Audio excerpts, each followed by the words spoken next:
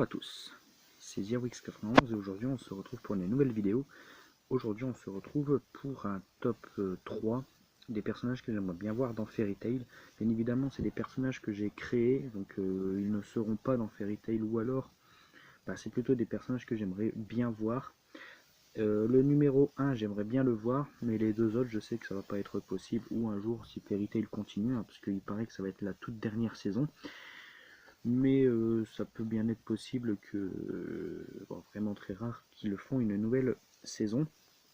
Donc les images vous apparaîtront directement sous l'écran et moi j'ai les images devant moi. Donc j'ai fait tout d'abord le premier qui est un chasseur de dragons, voilà.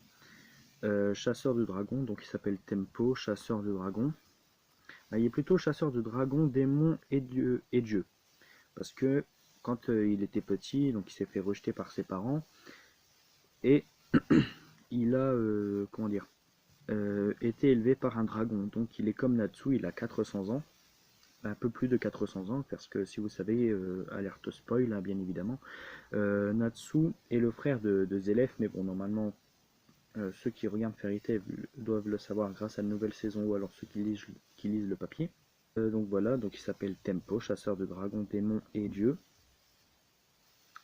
Vu que c'est un chasseur de dragons, son pouvoir spécifique est le temps. Donc ça veut dire que c'est un chasseur de dragons du temps qui a été élevé par un dragon alors qu'il contrôle lui-même le temps. Donc il a appris la magie anti-dragon du temps et a eu 5 lacrymas de dieu et 5 lacrymas de démons. Donc il contrôle le temps et aussi quand il était plus jeune, donc vers l'âge de 10 ans, il... comment dire, j'ai pas de texte, vers l'âge de 10 ans, il a tué son propre père qui était le dragon, donc son dragon, donc son père, voilà. Après, quelques années plus tard, à peu près vers l'âge de 17 ans, il rencontra Zélef le mage noir. Hein, c'est une histoire que j'ai inventée. Hein. Zélef le mage noir qui lui a appris la magie noire. Et grâce à cette magie noire, il a pu rester enfermé dans sa forme de 17 ans. Donc il contrôle maintenant, il peut maintenant utiliser la magie noire, la magie anti-dragon, anti-dieu et anti-démon. Il a une forme, comme Grey, hein, une forme démoniaque, sauf que cette forme, comme vous voyez, change totalement sa magie. Ses yeux changent de couleur, ils deviennent plus...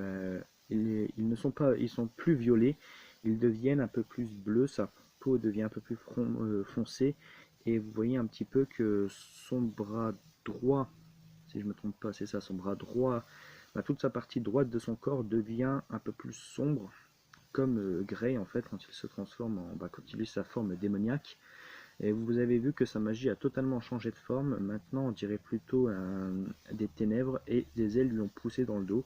Quand vous voyez, toute sa partie droite s'est transformée, donc ses cheveux droits se sont transformés lui-même. Donc voilà pour sa forme démoniaque. Bien évidemment, sa force est doublée.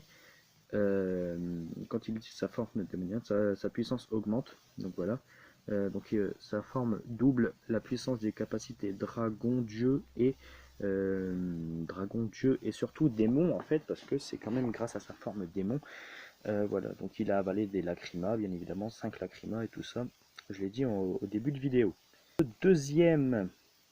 Le top 2, c'est ça c'est sûr, c'est qu'il n'existera pas. C'est le fils de Natsu et Lucy. Voilà, j'aimerais bien qu'il soit dans Fairy Tail. Il est un chasseur de dragons de feu comme son père, hein, comme vous allez voir les images. Hein. Chasseur de dragons comme son père. C'est juste vu que c'est le fils de Lucy, il a les cheveux jaunes, les cheveux blonds. Il utilise la magie anti-dragon de feu comme son père grâce à une lacryma de dragon de feu. Donc c'est un chasseur de dragons de deuxième génération, si je ne me trompe pas.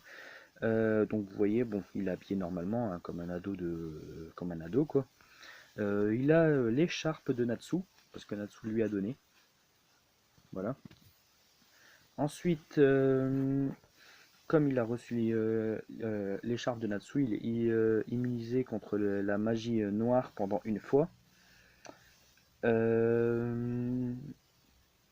Il peut aussi utiliser les esprits comme sa mère, comme Lucie Arfilia, hein. Donc j'ai décidé de lui mettre que 2 esprits. Après on verra. Donc le premier c'est Caprico. C'est l'esprit de sa mère en fait qui l'a donné à un de ses serviteurs. Mais après il a été rejoint Lucie dans l'arc. Comment on appelle? Je sais plus du tout l'arc. Euh, Ensuite, c'est là où l'arc il y avait le Seigneur Hadès et tout ça quoi. Donc Caprico, hein. Euh, donc il a eu Caprico, voilà. Qu'est-ce que j'étais en train de dire? Moi je m'en rappelle plus. Euh, Super, j'ai un trou. Donc Caprico, hein. Voilà, ça va faire 3000 fois. Et le deuxième esprit que j'ai voulu lui donner. Ah ouais, c'est vrai. Non, Caprico. euh, Sa mère lui a donné parce que euh, j'ai décidé que vu que sa mère, la mère de Lucie, lui a donné un de ses esprits, mais comme vous savez, Aquarius est mort. Si je me souviens bien, hein, j'ai pas totalement bien compris et tout, mais bah, je l'ai vu une ou 2 fois, mais bon, si j'ai compris, c'est Aquarius est mort, et donc il lui donne Caprico, qui est maintenant le serviteur du fils de Lucie. Je n'ai pas encore trouvé son nom, et je n'ai pas trouvé son nom. Ensuite, on a Léo. Voilà, donc Léo qui est Loki de son vrai nom. Léo, donc Loki, est un esprit, donc c'est le chef des esprits du zodiaque, celui qui utilise la magie Régulus et tout ça. C'est le deuxième esprit que Lucie lui a donné. Donc il est maintenant dévoué à obéir au fils de Lucie et de Natsu. Je trouve ça quand même cool parce que Léo, pour moi, est le plus puissant de ces esprits, et surtout le plus classe. Et donc imaginez quand même que s'il a quand même la force de Natsu et puis l'esprit de Léo, qui contrôle la magie anti-dragon de feu, Léo capable de créer quand même du feu. Souvenez-vous dans l'arc des esprits, Léo a fait une flamme noire, et Natsu l'a bouffée, quoi. Et même avec une lacryma, ils sont capables de manger le feu. Comme c'est un chasseur de dragons, il est capable de se transformer en dragon. Mais je n'ai pas fait sa transformation maintenant. Vu que c'est une lacryma, je ne pense pas qu'il peut se transformer en dragon. Je pense pas, non. Donc, bon, vous voyez quand même un petit peu. Donc, ensuite, le numéro 3, c'est la fille de... Ouais, parce que sinon c'est pas drôle, hein.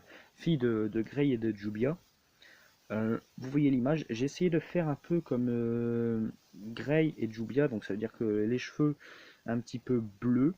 Ensuite, elle est normale, quoi. C'est une fille de normale, hein, quoi. Elle devrait avoir quoi, 17, même pas, 15, 16 ans. Euh, donc voilà.